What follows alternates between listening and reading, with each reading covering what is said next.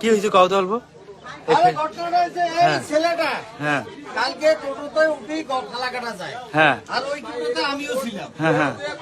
আমি থাকার পরে চুলো খোলা গিয়া প্রথম মাথার টুপিটা খুলি পকেটে নেয়। তারপরে ট্রাফিকে গিয়া পুরো থাকি না আমি 10 টাকা ভাড়া দেয়। তখন আমার ভাইকে বললো যে আমি ভাড়া নিব না, তো ভাবতে ভাড়া লাগবে না। তারপরে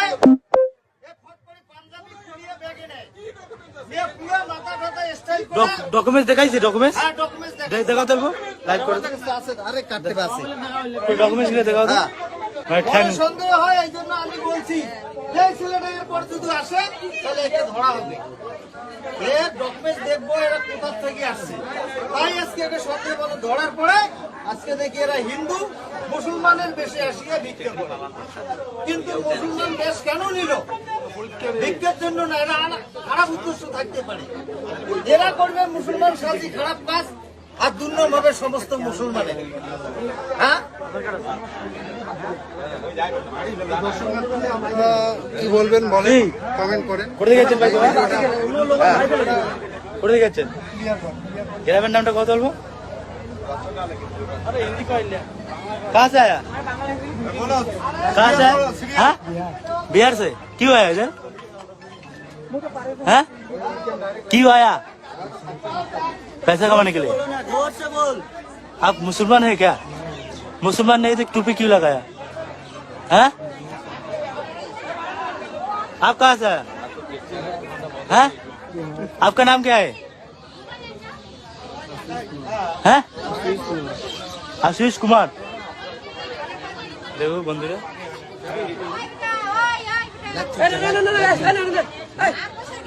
দেখুন এরকম অবস্থা দেশের, আমাদের ওয়েস্ট বেঙ্গলে এরকম অবস্থা। বল ভাই কি হয়েছে এখানে একটু?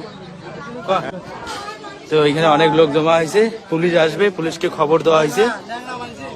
তো এই দুজন আসছে, দুজন হিন্দু ভাই মুসলমান সেজে আসছে, পয়সা কালেকশন করতেছে বাড়ি বাড়ি। আমি এখন চললাম ফালাকাটা। ডকুমেন্টস দিলে দেখা তো। এই যে ডকুমেন্টস একটা ছেলের, আর একটা ছেলের ডকুমেন্টস করে, একটা ডকুমেন্টস করে। মারাত্মক ভিডিও। এই ভিডিওটি সোশ্যাল মিডিয়ায় ভাইরাল হয়েছে, ঠিক বলবো না, তবে সোশ্যাল মিডিয়ার মাধ্যমেই আমি এই ভিডিওটি আমার চোখে পড়ে এবং আপনাদেরকে সচেতনতা করার জন্য এই ভিডিওটি আমার একটি চ্যানেলের মাধ্যমে আপনাদের সামনে তুলে ধরলাম। এই ভিডিওতে দেখা যাচ্ছে যে দুজন যুবক মাথায় টুপি, পরনে পাঞ্জাবি, একেবারে খাঁটি মুসলমান বেশে তারা রয়েছে। তবে ভিডিওটি শুনে আপনি কি বুঝলাম, যে এরা মুসলিম সম্প্রদায়ের মানুষ তো নয়, এরা অন্য ধর্মাবলম্বী, কিন্তু মুসলিম বেশে তারা এই বাংলার উত্তরবঙ্গ জায়গার নাম যেটা ভিডিওতে শোনা যাচ্ছে যে আলিপুরদুয়ার, সেই আলিপুরদুয়ারে ফালাকাটা ওইসব অঞ্চলে এরা কিন্তু বাড়ি বাড়ি ভিক্ষা বা কালেকশন করে, এমনটা কিন্তু ওই ভিডিওর মাধ্যমে আমরা শুনতে পেয়েছি।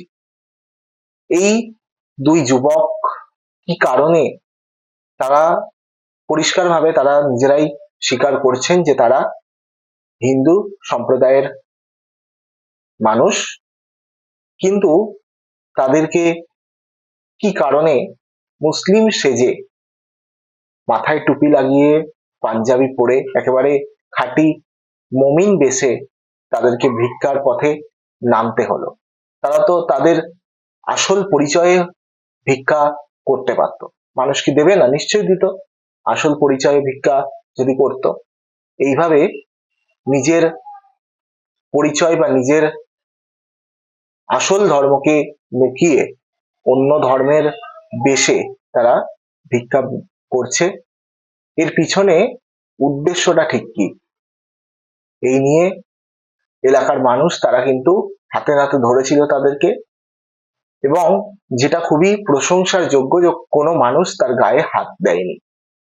এটা যদি উল্টোটা হতো, এটা যদি কোনো মুসলিম যুবক ঠিক একই কাজ করতো, যদিও সেরকম ঘটনা খুবই কম, যদি করতো, এই একই জিনিসটা যদি রিসাইকেল হয়ে উল্টো হতো, এতক্ষণে হয়তো বড় বড় মিডিয়া থেকে শুরু করে সমস্ত জায়গায় একেবারে ছড়িয়ে যেত এই ভিডিও।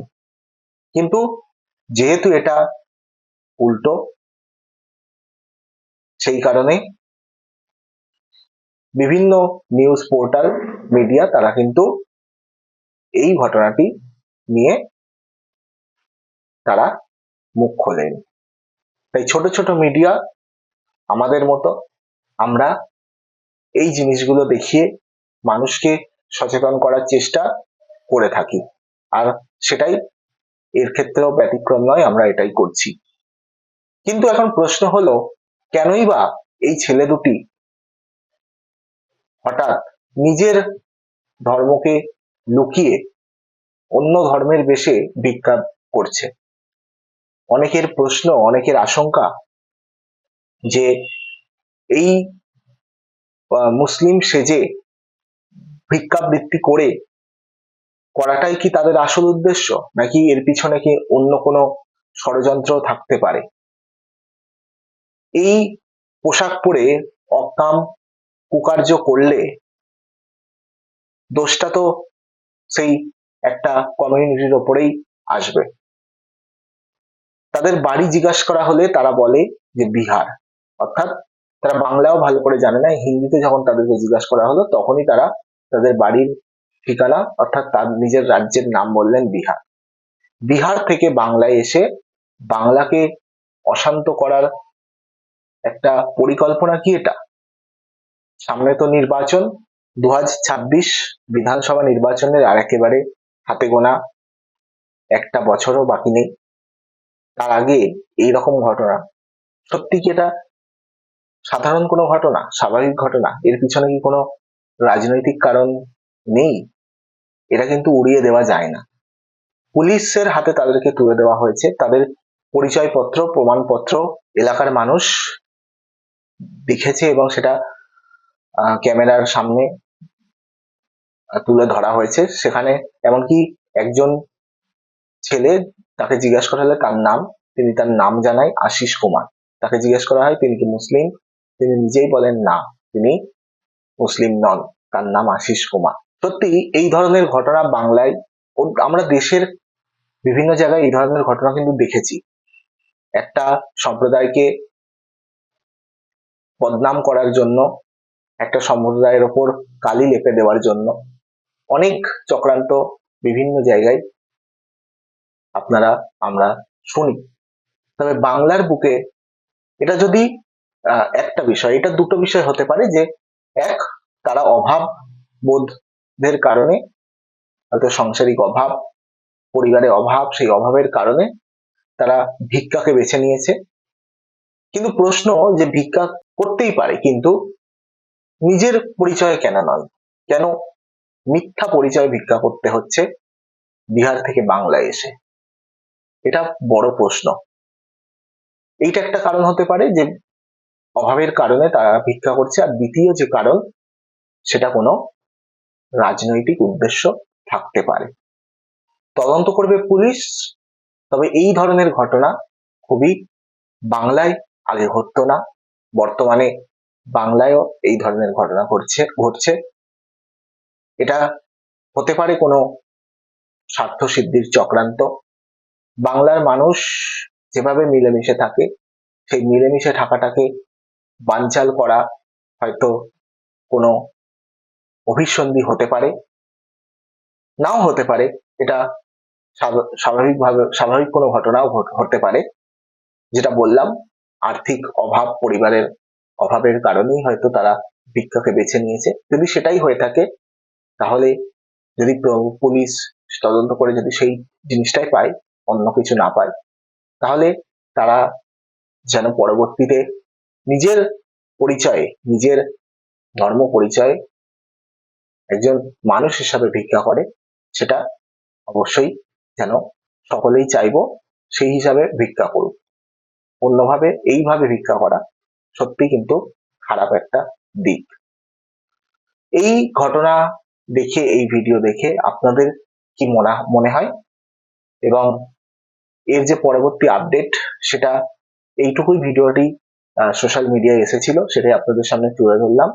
এরপরে কি হলো না হলো সেটা ভিডিও আকারে কোনোভাবেই আর কোনো ভিডিও আমি দেখিনি।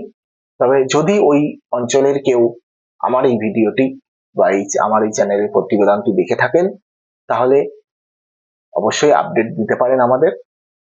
এবং এই যে ঘটনা, বাংলার বুকে এইরকম ঘটনা, এটা দেখে আপনাদের কি মনে হয় অবশ্যই সেটা আপনারা কমেন্টে জানাতে পারেন। দেখতে থাকুন আমাদের চ্যানেল।